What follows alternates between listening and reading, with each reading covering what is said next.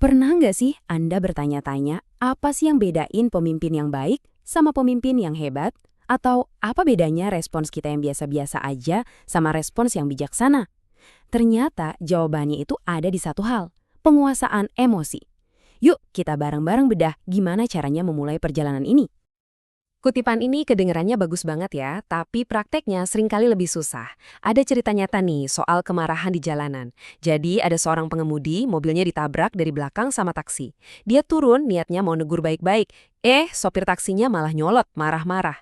Situasinya langsung panas, dari adu mulut jadi adu jotos. Dan akhirnya, dua-duanya berakhir di kantor polisi. Setelah berjam-jam di sana, baru ketahuan kalau sopir taksinya itu ngerasa direndahin. Ujung-ujungnya, mereka saling minta maaf, penuh sesal. Padahal semua drama itu sebetulnya nggak perlu terjadi kan?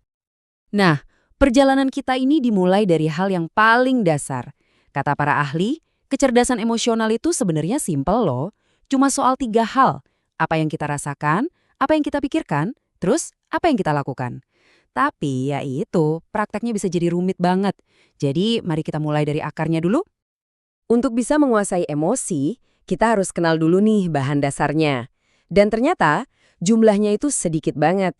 Semua perasaan yang pernah kita alami, mau itu cemburu yang ribet atau rasa senang yang luar biasa, semuanya itu berakar cuma dari 4 emosi utama ini.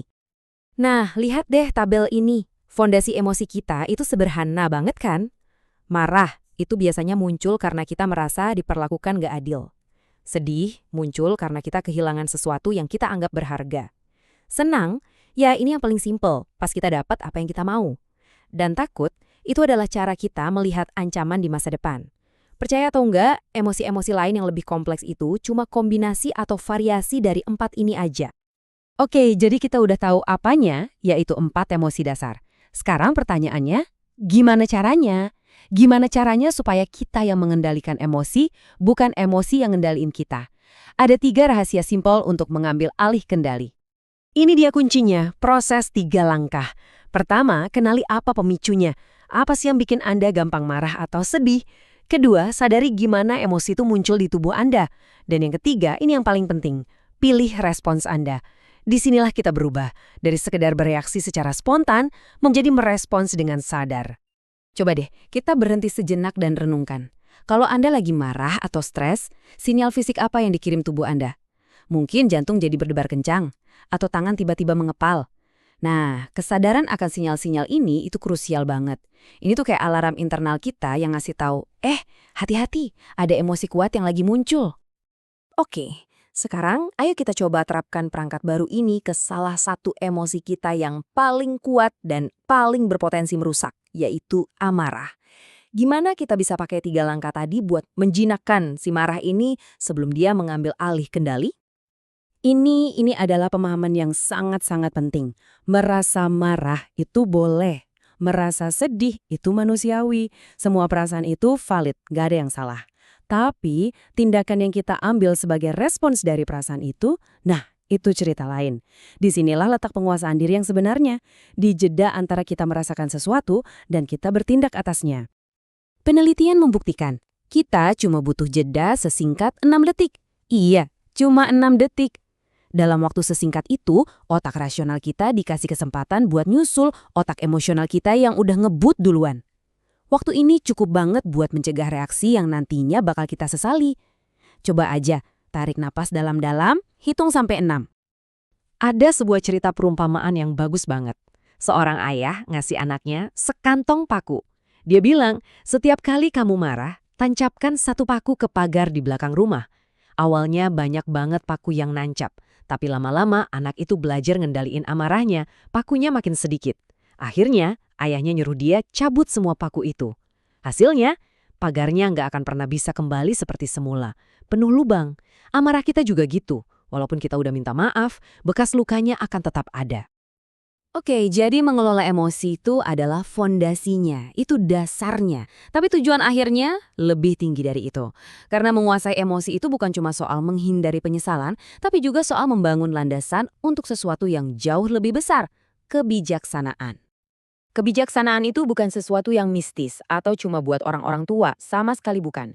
Ini adalah skill yang praktis. Ini adalah kemampuan buat menggabungkan apa yang Anda tahu, apa yang pernah Anda alami, lalu pakai penilaian yang jernih buat mengambil keputusan yang baik, bukan cuma buat diri sendiri, tapi juga buat orang banyak. Jadi, gimana caranya membangun kebijaksanaan? Nah, para ahli psikologi positif udah mengidentifikasi ada 5 pilar utamanya. 5 kekuatan karakter yang jadi penopang kebijaksanaan sejati dan kepemimpinan yang efektif. Kelima pilar ini semuanya adalah skill yang bisa kita latih. Kreativitas untuk cari solusi out of the box, rasa ingin tahu biar kita nggak pernah berhenti belajar, penilaian supaya keputusan kita matang, cinta belajar untuk memperluas pikiran, dan yang terakhir perspektif supaya kita bisa ngerti sudut pandang orang lain dan jadi lebih adil. Nah, ini contoh kebijaksanaan dalam tindakan nyata. Daripada ngambil jalan pintas yang logis tapi menyakitkan, yaitu PHK, seorang pemimpin yang bijak mencari cara lain. Dengan kreativitasnya, dia mengubah krisis jadi solusi, yang justru menjaga kesejahteraan timnya. Kuncinya di sini adalah pemimpin bijak itu nggak cuma lihat angka, tapi juga lihat manusia. Inilah perpaduan antara logika dan empati. Kisah ini nunjukin betapa dahsyatnya kekuatan rasa ingin tahu. Berawal dari pertanyaan simpel, kenapa ya di desaku sedikit yang bisa kuliah? Seorang pemuda mengubah rasa penasarannya jadi aksi nyata. Dia belajar, dia cari solusi, dan akhirnya menciptakan dampak sosial yang luar biasa. Ini bukti kalau kebijaksanaan itu nggak ada hubungannya sama usia. Dan semua ini pada akhirnya membawa kita ke intinya. Perjalanan dari sadar emosi sampai jadi bijaksana itu berpusat pada pertanyaan mengapa. Misi Anda, tujuan hidup Anda, itulah yang menjadi kompas dari setiap tindakan Anda. Orang-orang hebat dan bijak, mereka nggak cuma bertindak. Mereka bertindak dengan tujuan yang jelas. Jadi, setelah kita bahas semua ini, pertanyaannya bukan lagi apakah saya sudah bijaksana. Tapi pertanyaannya adalah, apa langkah pertama yang bisa saya ambil hari ini? Mungkin sesederhana mengambil jeda 6 detik saat mulai merasa marah. Atau mungkin dengan mencoba melihat satu masalah dari sudut pandang orang lain. Perjalanan ini selalu dimulai dengan satu langkah kecil. Jadi, apa langkah pertama Anda?